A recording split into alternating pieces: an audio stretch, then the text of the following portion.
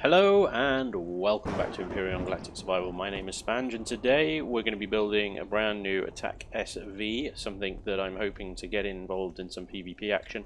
So I'm going to concentrate on sort of armor and firepower and, well, all the main points essentially. One thing I don't like about building in survival mode in a gravity environment such as this is when you place a starter block, it falls to the ground and the core is then on the bottom of the ship. So what I'm actually going to do is I'm just going to build some support struts in order to elevate the ship. And so this might look a bit strange, but it just means that I can get underneath it and I will delete all these blocks once the ship is built. Something like that. Okay, so just imagine that is basically our workbench and we're going to build the ship up above it. And then what I'll do is I'll delete all of these, core included, and then just slot the core in the completed ship. So let's start with the basic length of the ship. I'm going to go not too big, but obviously it needs to be big enough to fit everything in it. And let's have a look at the components I've got. Some medium jet engines which are pretty big but also fantastic thrust, and everything else really. It's really difficult in survival mode to build a ship like this because in creative you can just toss around with ideas and pretty much build on the fly. In survival you've got a pre-plan, so I pre-plan to have railguns and rocket launchers, for example, as the weapons of choice. Basically because they're the weapons that we can get material from. If I went with pulse lasers and plasma cannons, we'd need a lot more Promethean, and as pirates don't really have a great supply of Promethean at the moment, so I'm going with things that use magnesium. Anyway, this might look really strange at the moment, but do bear with me. You imagine these blocks that I'm placing now is going to be essentially the bottom of the ship. Everything underneath that is going to be removed. Let's grab the cockpit because that always guides the design. Oh yeah, we got lots of cockpits to choose from. I have no idea which one to go for. Cockpit 5. Let's do cockpit 5. It's kind of a round design. Probably better off going with something a little bit more angular. Oh, that looks horrible.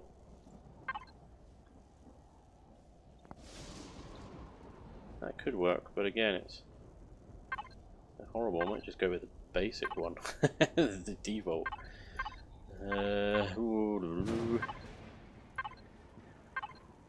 Yeah. Oh, that one could work. Again, it's kind of rounded, but I think it could work.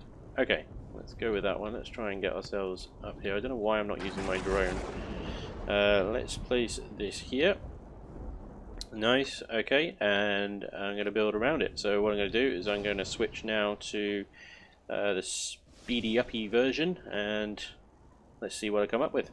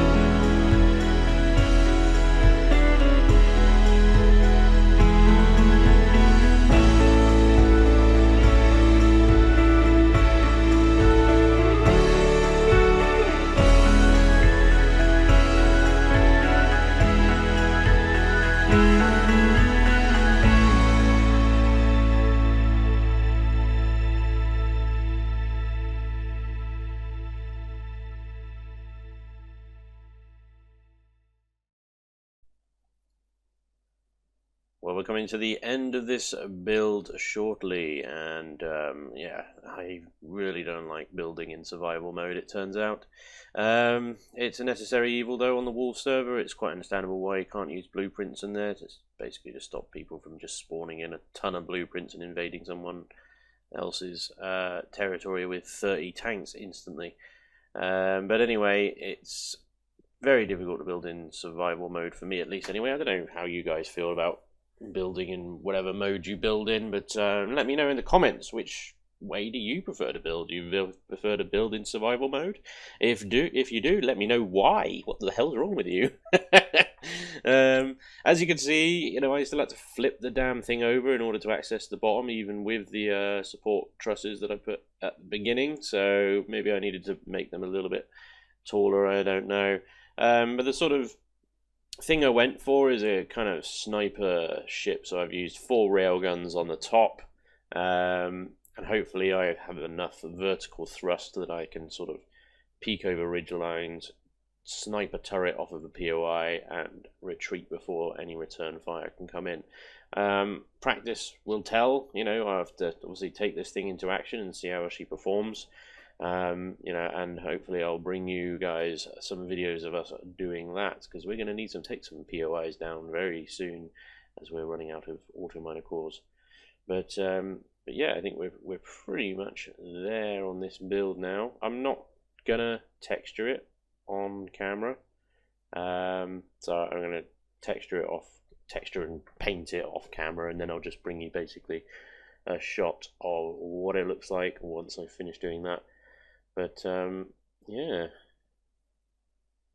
a bad looking ship at least. I don't know why I put those wings on the end. I'm looking back at this now, I'm like, they look a bit daft really.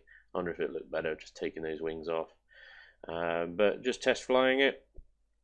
Seems to handle okay. Gonna run it towards a POI and see if I can outrun the fire and outmaneuver the fire from the POI.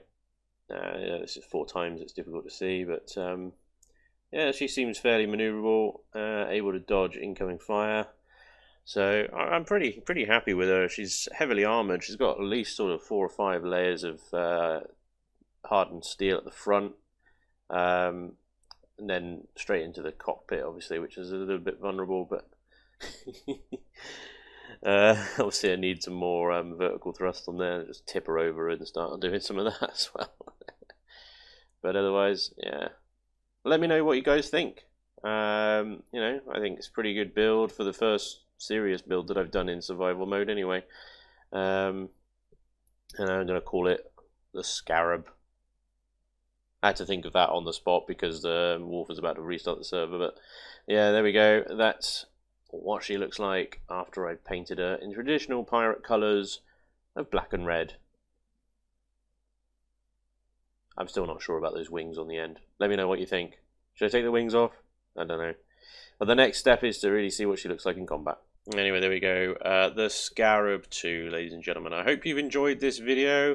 Let me know what you think of the build in the comments section, and hopefully I'll be bringing you guys some video of her in action against some other players, or at least some other POIs anyway. Until then, again, thank you very much for watching, and hopefully I'll see you next time. Take care. Bye-bye.